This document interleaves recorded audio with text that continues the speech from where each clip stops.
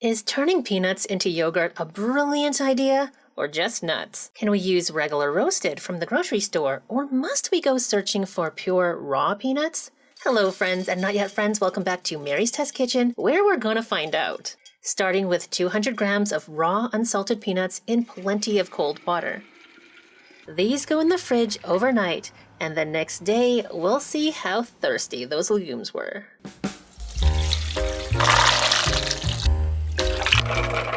Apparently not that thirsty, they only drank 90 grams of water. Come to think of it, is soaking necessary for peanut milk? I don't actually know. I also don't actually know why I'm using fresh water here instead of utilizing the leftover soaking water. Tisk tisk. In any case, this was our hydrated plain peanuts plus double their weight in water at high speed in my Vitamix for 30 seconds. Afterwards, it looks completely liquefied.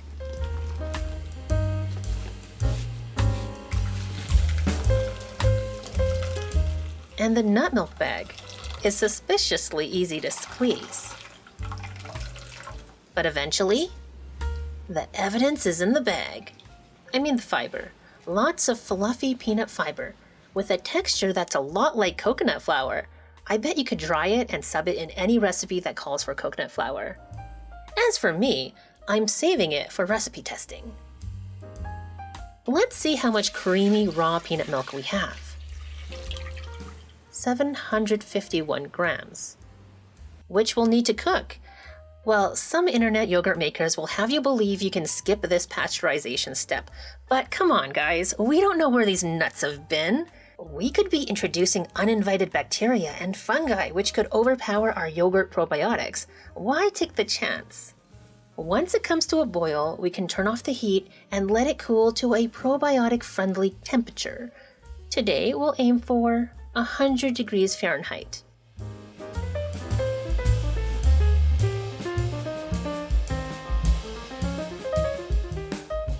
While we wait, let's choose our champion, aka our inoculant. In the first episode of Will It Yogurt, I went over the different ways you can procure vegan yogurt probiotics. You can use commercial vegan yogurt starter, vegan yogurt from the grocery store just as long as it has live cultures in it.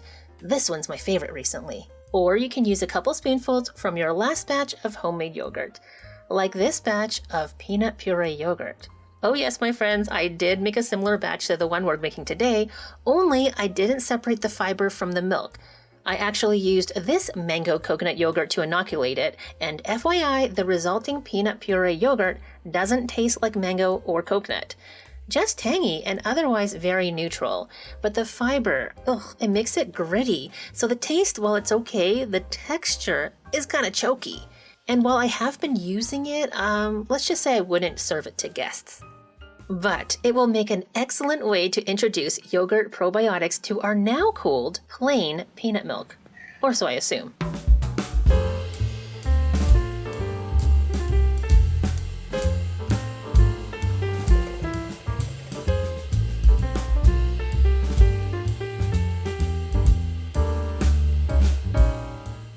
Some online yogurt videos will also tell you that you can wrap this up and leave it on the counter to ferment. Maybe, depending on your local climate, it's possible and safe to do so. But commercial yogurt cultures are generally thermophilic, meaning they do better fermenting at a warmer temperature. I'm gonna play it safe and use my dehydrator because it's just convenient for me. If you don't have something like this, don't worry. There are lots of ways to keep your fermenting milk warm. Just check the description. I've linked a blog post all about the different methods. I set my machine to 100 degrees Fahrenheit for 8 hours. That's less time than our previous soy and pumpkin seed yogurts required, but peanuts have way more starch, aka more food for the probiotics, so I think I'll go quicker. In the meantime, I want to see how dry roasted peanuts will fare, since they're so much more commonly found in grocery store than plain peanuts. So let's soak the same amount in water and leave it in the fridge overnight. I totally forgot about the fermenting plain peanut yogurt and I didn't check it until the next morning at 5 a.m. That means it fermented at 100 degrees Fahrenheit for 8 hours, but then spent another 8 hours at room temperature. And then I put it in the fridge immediately and just hoped, fingers crossed, it hadn't gone bad. A few hours later, I turned on the camera to reveal the results.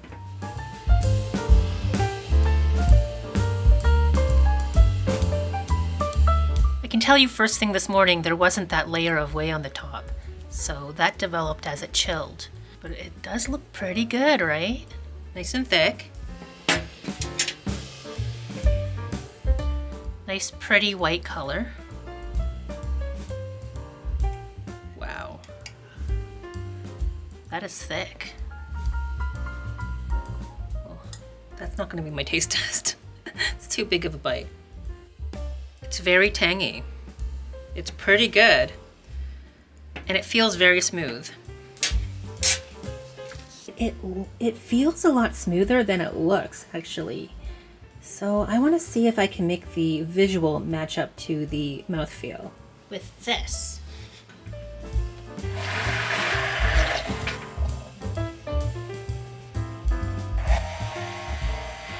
Oh, now it's really liquidy. Crap. Whoops. I probably should have poured off the separated whey before using my immersion blender on this. It's like yolk now, super liquidy. And personally, I like it thick. But this is not a problem. It's just another job for my trusty NUTMILK bag. I tell ya, this thing was so affordable and I just love it so much. This is going to go in the fridge overnight for maximum drainage, and the cold temperature will prevent it from developing more sourness. Now let's do the whole thing again with our dry roasted peanuts. Will dry roasting affect how it ferments?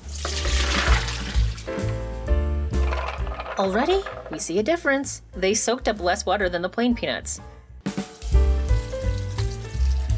This time, I actually saved the soaking water. Yay me. It's marginally more difficult to squeeze the roasted peanut milk out of the NUTMILK bag. Let's have a little milk taste test. Look how creamy that looks. It tastes like roasted peanuts. Not very strong, right? Certainly it's watered down, but it's nice. Like, I would drink this milk. I don't think this pot is big enough.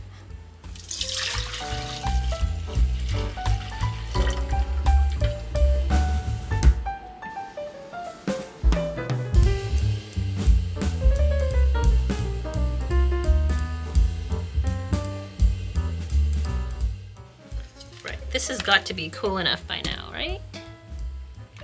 89 degrees. It's a little bit cooler. Should I turn up the heat? Yeah, I'm gonna warm it back up. I was busy editing photos for the blog. So if you want the written recipes, they are linked in the description below. Yeah, 93 degrees. I'm gonna warm this up a little bit. But notice how it has like a tofu skin. Oh, it broke up very easily. And we're back. 105, that's fine. Once again, I'm going to use my leftover whole peanut yogurt. This time I'll actually use a measuring spoon. 1 and 2.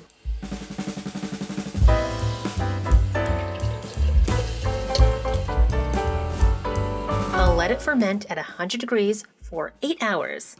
I'd like to tell you I planned to forget about it again, same as before, and then put it in the fridge at 5 a.m. like before, but I didn't plan to. It just happened.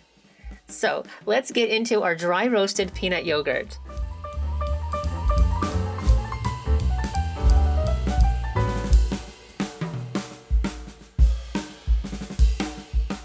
I don't know what I was expecting, but this was not it. That roasted peanut flavor really comes through this time. It's so fragrant. At the same time, mild, like we haven't made peanut butter, but it is distinct and it's gloriously tangy. Not too sour, but very pronounced, like perfect level in my opinion. It's not all rainbows and unicorns though. It's so thin, and you know I like it thick. This time I'm going to use 2 layers of reusable cheesecloth as my NUTMILK bag is, of course, you know, currently occupied. I suspect because cheesecloths are not as fine as my NUTMILK bag, the whey is going to strain out more quickly. And like the other batch, I'm going to put it in the fridge. And get out our strained plain peanut yogurt. See how it's improved. Looks like we have a 1/3 cup of whey in the bowl, which taste like slightly tangy water. That's interesting. But the curds, how are they? So thick, so creamy. The peanut flavor has become a little stronger compared to before, but I would still call it extremely mild, extremely neutral. In fact, I still don't think you could tell that it was made from peanuts if you weren't told ahead of time, which could make this dangerous in certain households, so be sure to label your jars, and definitely don't send your kids to school with it. But I think it is going to do extremely well as a plant-based alternative to dairy sour cream. The flavor, because it's so neutral, it's not a yummy, delicious, just eat it with a spoon without anything else kind of yogurt. More of a use it in recipes or as a condiment type of yogurt. 3 hours later, and I think we've drained enough. Even more whey has drained in just a short time. The taste of this whey is actually pretty pleasant. It reminds me of like a Chinese herbal tea. Which kind? I don't remember, but it's like light, fresh. I could just drink this as like a probiotic drink. Anyways, this yogurt is next level. It's official, no need to hunt down plain peanuts. This roasted peanut yogurt is incredibly delicious, smooth, definitely an eat with a spoon kind of yogurt. I bet it will be great for both sweet and savory recipes. Actually, both these yogurts were pretty cheap to make and definitely worth the effort. Will you be giving peanut yogurt a try? Which one do you want to try more? Let me know in the comments below. And while you're there, please tell me what you would like me to try next. Thank you so much for watching. Please give this video a thumbs up if you liked it and subscribe if you haven't already for more nutty adventures to follow. Bye for now!